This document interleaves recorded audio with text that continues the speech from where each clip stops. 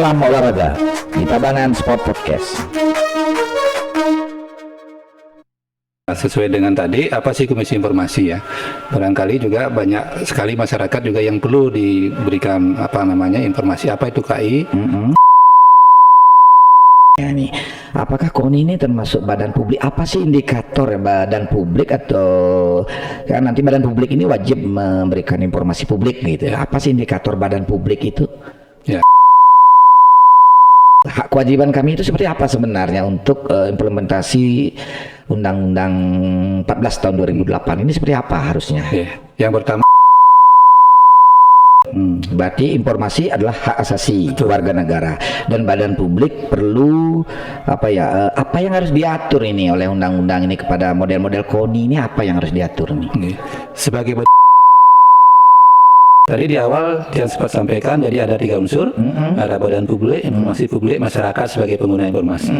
Akan menjadi sengketa jika ada pengguna informasi memohon informasi ke badan publik, tetapi satu tidak mendapatkan layanan informasi, yang kedua mendapatkan tapi tidak sesuai dengan permohonan. Ini yang bisa berulang menjadi sengketa. Jadi saya melihat kok masyarakat lelah ya, saking disuguhi banyak informasi melalui medsos dan mereka akhirnya justru apatis terhadap informasi itu. Apa Pak Agus melihat ini terkait dengan misi keterbukaan informasi publik di tengah bermedsos yang semakin masif ini seperti apa Pak Agus? Ya, jadi kan salah satunya pasti untuk satu, bagaimana keolahragaan dan olahraga ini menjadi aktivitas yang terjadi di masyarakat. Jadi olahraga ini kan suatu aktivitas kehidupan yang sangat penting sebetulnya. Sehingga harapannya ketika masyarakat tahu kemudian ikut berolahraga, tentu masyarakatnya sehat. Masyarakat sehat, Tabanan sehat, Tabanan bisa maju. Ini sebuah modal dasar yang sangat penting. Sehingga semakin masif KONI Tabanan untuk menyampaikan informasi itu yang menggerakkan masyarakat, ini tentu semakin positif. Ini adalah KONI bisa menjadi pionir di situ. Karena bicara badan publik, kalau badan publik pemerintah kan biasanya sudah diatur khusus nih. Tapi non badan publik pemerintah, nah ini yang perlu memang edukasi. Bahwa ada kesadaran bahwa melaksanakan keterbukaan informasi publik, melaksanakan transparansi itu bukan sebuah tuntutan, tapi sebuah kebutuhan. Kebutuhan. Jadi baik, selamat siang kawan olahraga dimanapun berada. Semeton Tabanan, Semeton Bali. Hari ini Rabu 3 Juli 2024. Saya kedatangan tamu yang istimewa. Beliau adalah Bapak Made Agus Wirajaya, Ketua Komisi Informasi KI Provinsi Bali. Selamat siang Pak Agus, selamat datang di Tabanan. Selamat siang Pak Made. Ya, teman-teman, hari ini Tabanan Sport Podcast mengundang Pak Agus untuk hadir di tengah-tengah kita terkait dengan keterbukaan informasi publik Undang-Undang Nomor 14 Tahun 2008 ya Pak Agus ya. Saya boleh tanya langsung ya, karena Pak Agus kan waktunya terbatas ini. Apa sih tugas pokok Komisi Informasi itu, bisa dijelaskan nggak Pak Agus? Terima kasih Pak Made. Yang pertama kepada teman-teman Tabanan, pecinta sport podcast. Yang pertama terima kasih banyak telah mengundang Komisi Informasi untuk hadir di kegiatan hari ini. Semoga nanti kita mendapatkan sesuatu yang baru barangkali yang kita bisa pakai ke depan. Nah, sesuai dengan tadi, apa sih Komisi Informasi ya? Barangkali juga banyak sekali masyarakat juga yang perlu diberikan informasi apa itu KI. Komisi Informasi adalah sebuah lembaga mandiri yang berfungsi menjalankan Undang-Undang Keterbukaan Informasi Publik dan peraturan pelaksanaannya, kemudian juga menetapkan standar layanan informasi publik dan menyelesaikan sengketa informasi publik melalui adjudikasi atau mediasi. Nah, Pak Agus, kami kan ini bidang organisasi olahraga ya, KONI, termasuk induk-induk organisasi olahraga lainnya nih. Apakah KONI ini termasuk badan publik? Apa sih indikator ya badan publik atau kan nanti badan publik ini wajib memberikan informasi publik gitu? Apa sih indikator badan publik itu? Yang pertama, kalau kita bicara keterbukaan informasi publik, tentu ada unsur-unsurnya ya. Yang pertama ada unsur badan publik, yang kedua ada informasi publik, yang ketiga ada pengguna informasi publik. Nah, posisi sebagai badan publik itu apa? Itu diatur dalam undang-undang. Yang disebut sebagai badan publik adalah lembaga atau institusi sepanjang sumber dananya sebagian atau seluruhnya bersumber dari APBN atau APBD atau sumbangan masyarakat, maka itu disebut sebagai badan publik. Oh gitu ya. Jadi lembaga yang menggunakan dana APBN, APBD, dan Sumbangan masyarakat itu termasuk badan publik. Sehingga wajib melaksanakan prinsip-prinsip atau undang-undang keterbukaan informasi. Berarti KONI teman-teman termasuk badan publik dong kalau gitu ya? Ya, karena KONI dapat APBN atau APBD. APBD. Nah, berarti kalau ya. KONI daerah dia APBD badan publik. Ya, berarti KONI ini termasuk badan publik. Jadi boleh dong kami bincang-bincang ya nanti. Silakan. Kemudian ini kan kami badan publik ya. Kemudian apa hak kewajiban kami itu seperti apa sebenarnya untuk implementasi Undang-Undang 14 tahun 2008 ini seperti apa harusnya? Oke. Yang pertama dulu untuk dipahami oleh seluruh masyarakat. Jadi bicara keterbukaan informasi publik, kita ambil dulu informasinya. Bahwa informasi adalah salah satu hak asasi yang diatur dalam Undang-Undang Dasar kita. Undang-Undang Dasar tahun 1945 pada pasal 28F. Jadi informasi adalah hak warga negara. Iya. Nah, berangkat dari situ, seluruh badan publik harus memberikan layanan informasi kepada masyarakat. Iya. Apalagi dia merupakan hak kan, sesuatu yang harus mereka dapatkan. Nah, dengan adanya Undang-Undang Keterbukaan Informasi Publik ini, yang pertama akan menjamin hak warga negara. Yang kedua juga mengatur tentang hak dan kewajiban badan publik dalam pengelolaan informasi publiknya. Jadi di situ juga nanti apa yang harus dilaksanakan, kemudian bagaimana melaksanakannya juga ada di situ. Berarti informasi adalah hak asasi warga negara, dan badan publik perlu apa yang harus diatur ini oleh undang-undang ini kepada model-model KONI ini, apa yang harus diatur nih? Sebagai badan publik melaksanakan keterbukaan informasi itu era sekarang ini kan pasti tidak hanya sebuah kewajiban yang diatur oleh peraturan, tapi sebetulnya menjadi kebutuhan. Kenapa saya bilang kebutuhan? Jadi untuk menciptakan kepercayaan masyarakat, trust gitu ya. Badan publik itu kan dia berhubungan dengan masyarakat. Berinteraksi dengan masyarakat, bagaimana programnya, kegiatannya bisa sukses harus melibatkan masyarakat. Sehingga dari situ harus ada partisipasi. Nah, untuk menciptakan partisipasi tentu mereka harus dapat informasi dulu. Informasi ketika masyarakat tahu informasinya, dia akan bisa ikut di sana. Baik dalam misalkan perencanaan kegiatan mungkin, bahkan di pelaksanaannya dan seterusnya. Jadi sangat luas implikasi dari keterbukaan informasi publik ini. Jadi publik dan badan publik berkewajiban memberikan terbuka dalam informasi, mulai dari perencanaan misalnya, pelaksanaan termasuk pengawasan. Nah ini kan zaman sekarang kan zaman digitalisasi, ada media massa, ada media sosial ya. Nah kami kan juga teman-teman Tabanan mungkin sudah sering melihat, kami sering menge-share di medsos ya kegiatan-kegiatan olahraga, aktivitas olahraga. Nah itu kami maksudkan sebagai penyebaran informasi kepada publik. Apakah itu termasuk bagian dari partisipasi, Pak Gus? Ya, jadi sebetulnya yang disebutkan oleh Pak Made tadi itu kan media sosial maupun website atau media yang lain itu kan alat. Jadi informasi publik ini bisa disampaikan dengan segala saluran yang tersedia. Jadi ada saluran misalkan media cetak, media elektronik, bahkan sekarang media sosial. Tentu saja ini eranya sekarang adalah eranya teknologi. Badan publik tentu juga harus harus terhubung dengan itu. Media sosial saat ini mau tidak mau juga harus dipakai sebagai sarana untuk penyampaian informasi publik. Ya itu ya teman-teman. Jadi seandainya ya kami sering itu nge-share, kami juga punya Facebook akun Facebook. Jadi tidak dimaksudkan untuk narsis apalagi pencitraan, tapi kami maksudkan untuk bagi-bagi informasi. Ya mudah-mudahan itu terkait ya dengan visi misi dari Undang-Undang Keterbukaan Informasi Publik dan juga tugas Pak Agus sebagai komisioner komisioner KI Provinsi Bali. Nah apalagi yang lain yang ke depan yang kira-kira penting, tidak hanya KONI tapi juga seluruh badan publik di Bali ini, seperti apa yang perlu dibangun ya terkait dengan digitalisasi, terkait dengan arah kebijakan nasional dan sebagainya, apa sih yang kira-kira belakangan ini menjadi penting menjadi perhatian semua pihak? Jadi kalau bicara transparansi publik dalam bahasa yang ringkas ini biasanya disebut transparansi. Transparansi itu inti dari keterbukaan informasi publik. Apa tujuannya? Menurut undang-undang kan ada beberapa tujuan. Yang paling penting dari tujuan undang-undang itu adalah pertama menjamin hak warga negara, kemudian menciptakan partisipasi masyarakat dalam hal perencanaan bangunan, baik termasuk juga pelaksanaan kebijakan publik. Bagaimana kebijakan itu dibentuk, dilaksanakan itu juga butuh partisipasi. Kemudian juga mencerdaskan kehidupan bangsa. Jadi dengan adanya informasi ini, keterbukaan informasi yang diberikan kepada masyarakat, tentu arah yang terakhir adalah kesejahteraan masyarakat. Karena informasi publik yang diterima itu akan menjadi modal untuk pengembangan diri. Pengembangan diri, pengembangan pribadi dan lingkungan untuk mencapai kemajuan. Nah, itu sebagai goal akhirnya. Jadi goal akhirnya kesejahteraan. Jadi sebenarnya kalau kita bincang-bincang dengan KI, minta informasi atau fasilitasi dari KI, ini sebenarnya jangan dipandang suatu hal yang menakutkan kan gitu ya. Oh, tidak. Nah, tapi ini partisipasi. Saya senang tadi mendengar Pak Agus bilang keterbukaan informasi, simpelnya adalah transparansi. Kemudian di situ ada partisipasi publik dan tujuannya adalah kesejahteraan. Betul. Kan ini sebenarnya menjadi isu-isu global ya saya kira ya saat ini. Tapi tantangannya apa kira-kira selama ini nih Pak Agus? Kalau bicara tantangan, tentu saja kita melihat perkembangan zaman. Kalau saat ini itu banyak sekali media yang diklaim atau dikatakan sebagai media penyebaran informasi. Nah, disinilah masyarakat kita sekarang harus mulai lebih cerdas lagi, memilih dan memilah.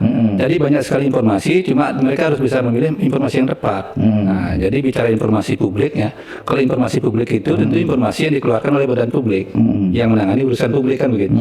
Nah, tidak semua informasi di media sosial, di apa-apa adalah informasi publik. Apalagi itu kalau misalnya kalau muncul dari orang per orang kan, walaupun sasarannya publik, tapi itu bukan informasi publik sebetulnya. Nah, sehingga harus dilihat informasi publik tentu informasi yang menyangkut orang banyak, kepentingan orang banyak. Dan dirilis atau dipublish oleh lembaga yang memang memenuhi ketentuan sebagai badan publik, kan gitu ya.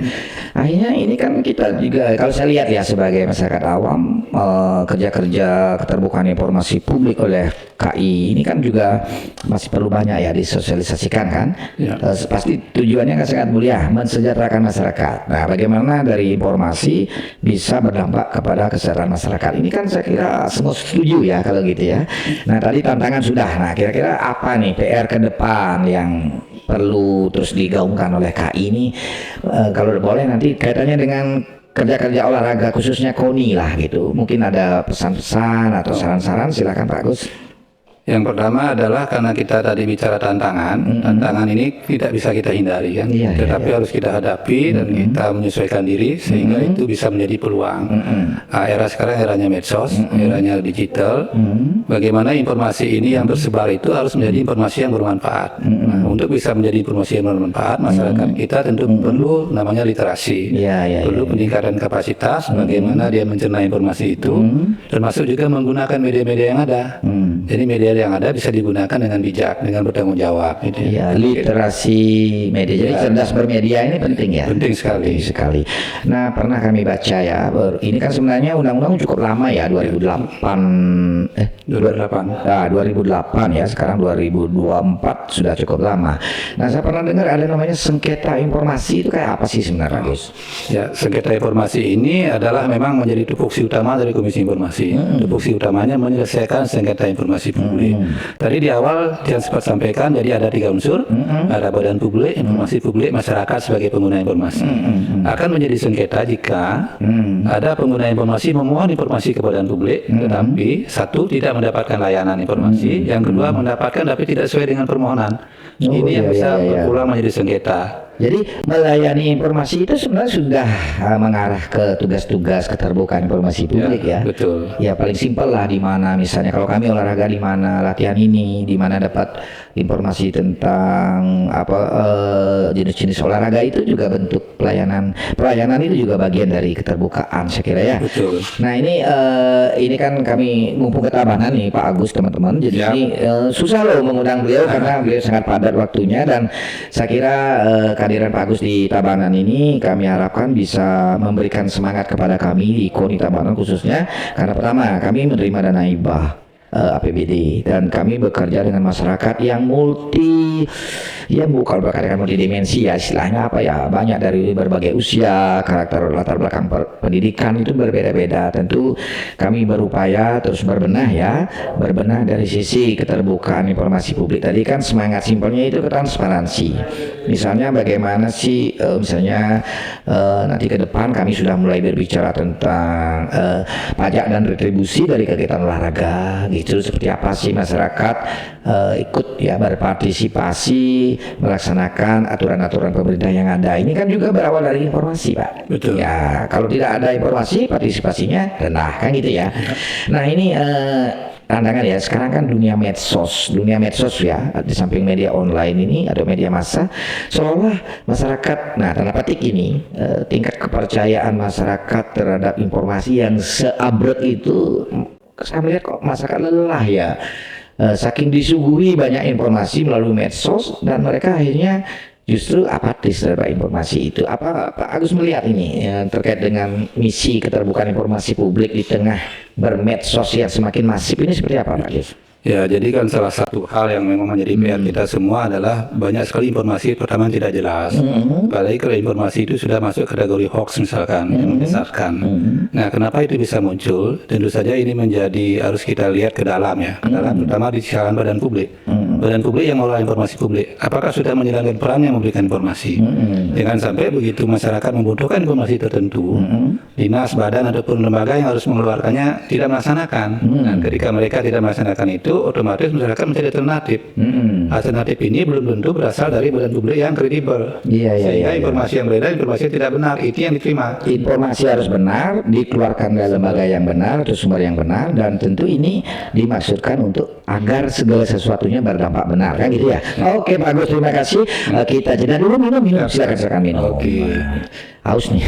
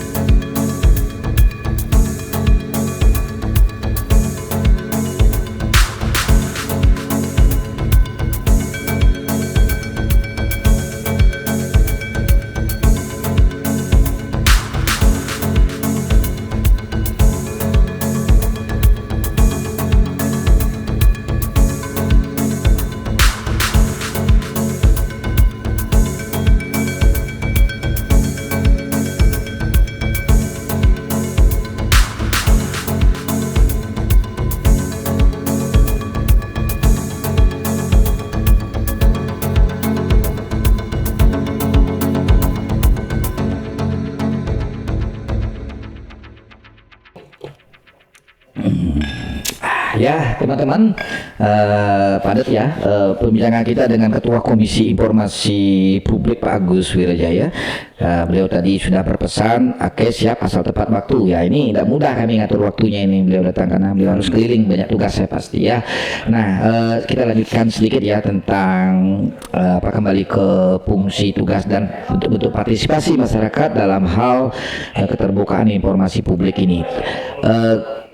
terkait dengan partisipasi misalnya. Partisipasi ini kan kadang-kadang maaf ya, kami saja yang sudah badan publik belum maksimal ya melaksanakan pelayanan misalnya.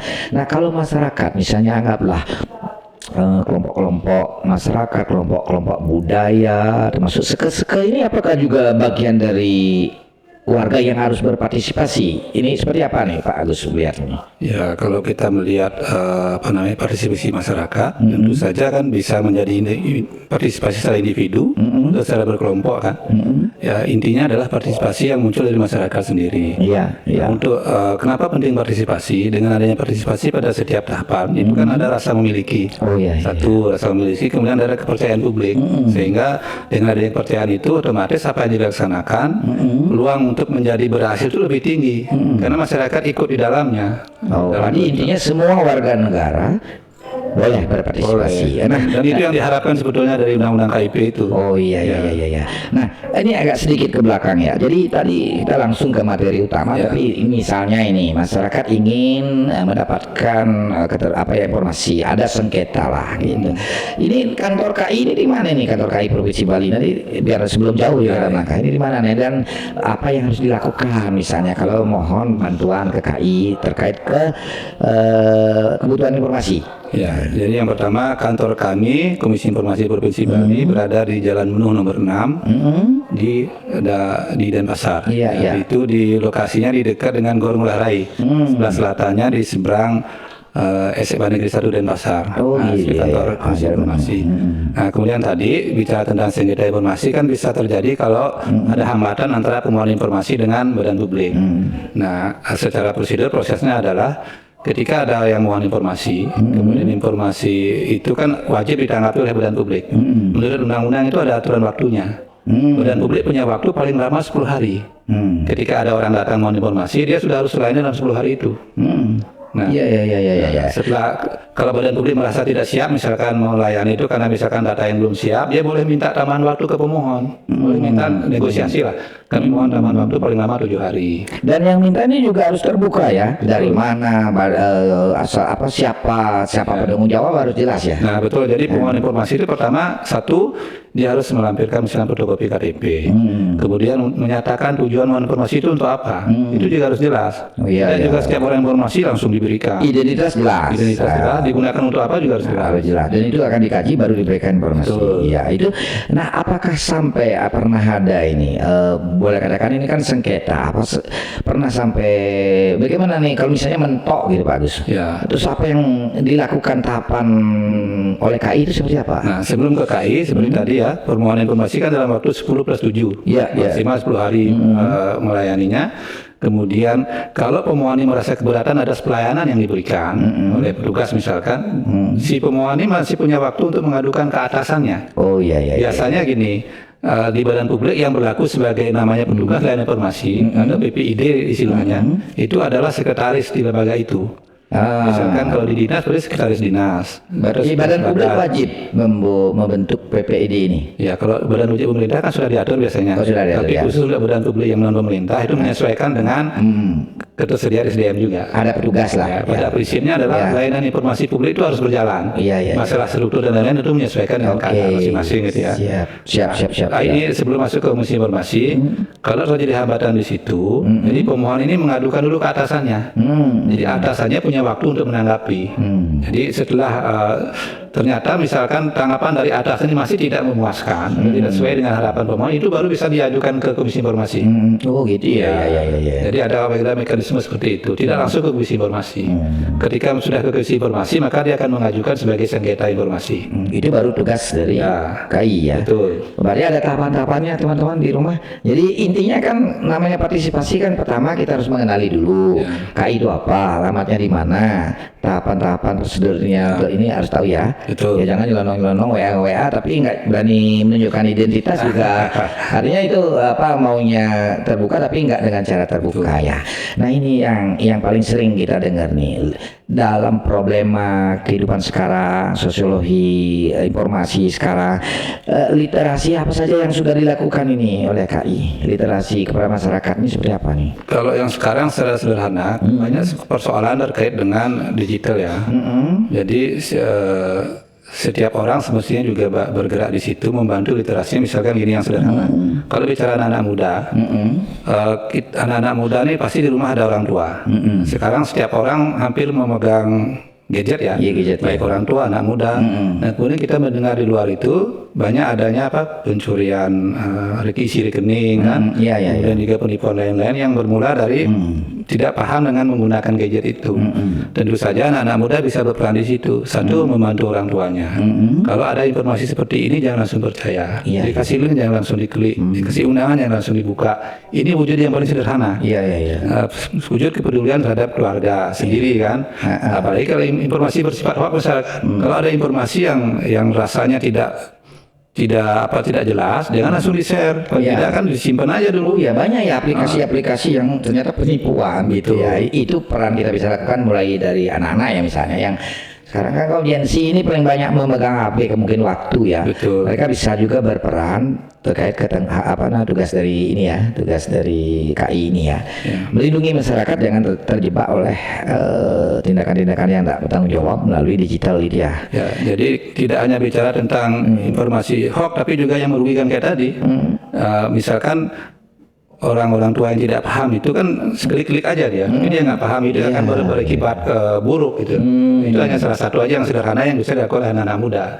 Lain kalau kita bicara secara umum, tentu saja sih apa itu informasi publik, di mana harus mencari bagaimana mekanisme. Nah itu kan hal lain lah. Tapi yang paling penting yang sederhana seperti tadi aja. Intinya kita semua harus mulai belajar tentang berdasarkan risiko termasuk manfaat daripada pengguna gadget dan sebagainya.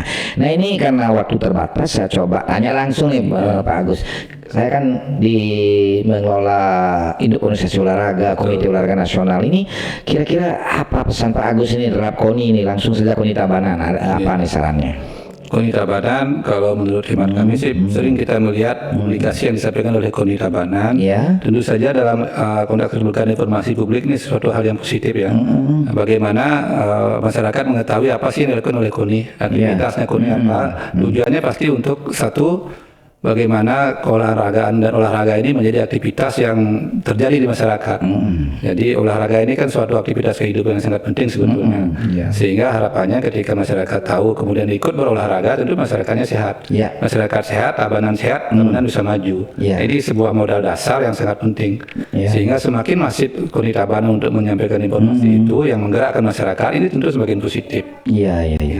Ya memang teman-teman, jadi kami juga sering kami juga punya bidang media, publikasi dan kehumasan. Di situ kita nge-share itu adalah dalam rangka mengajak masyarakat berolahraga.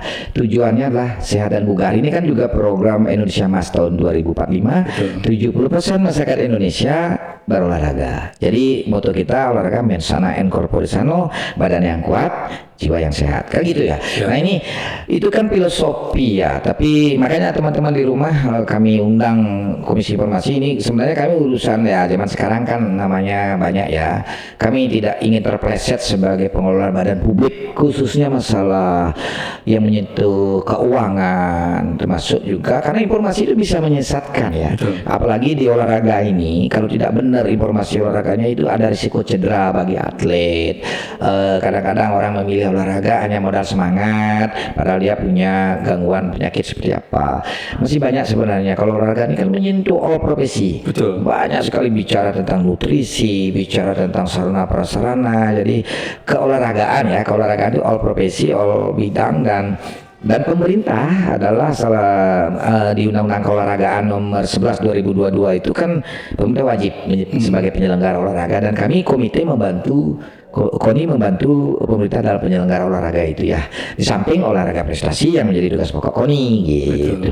Kayaknya udah lama nih teman-teman di studio. Ada teman-teman ada yang mau tanya, silakan. Ada. Gitu ya Pak Agus ya. Kayaknya nih pasti masih banyak ya. Tapi tadi mohon maaf teman-teman, saya udah dikasih kode oleh produser Pak Putu.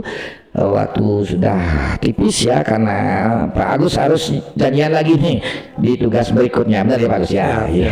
Ya, jadi jangan kapok-kapok untuk datang atau saya undang ke Tabanan, dan dari pembicaraan podcast pertama ini tentu saya coba nanti rumuskan kembali untuk mengundang Pak Agus ke Tabanan ya. Kira-kira oh ya teman-teman ada ya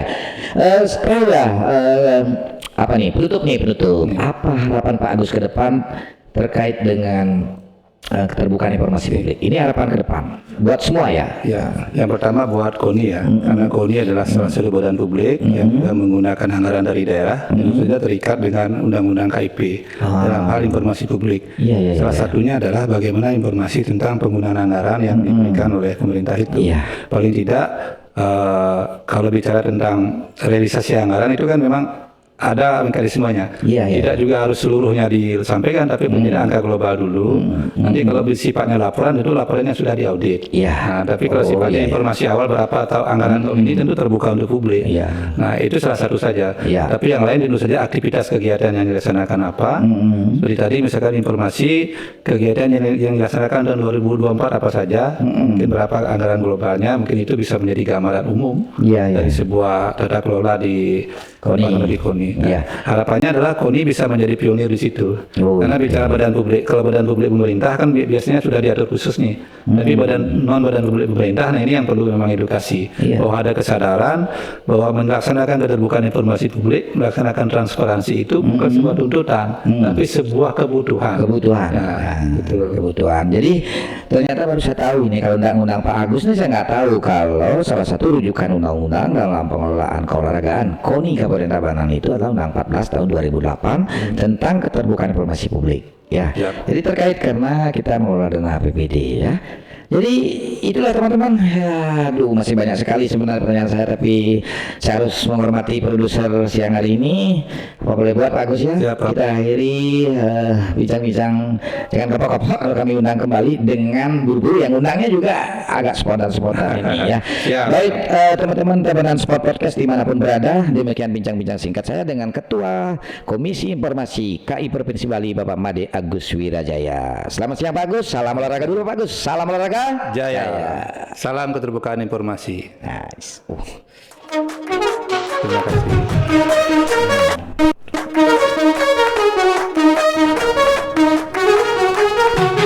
Salam olahraga di Tabanan Sport Podcast.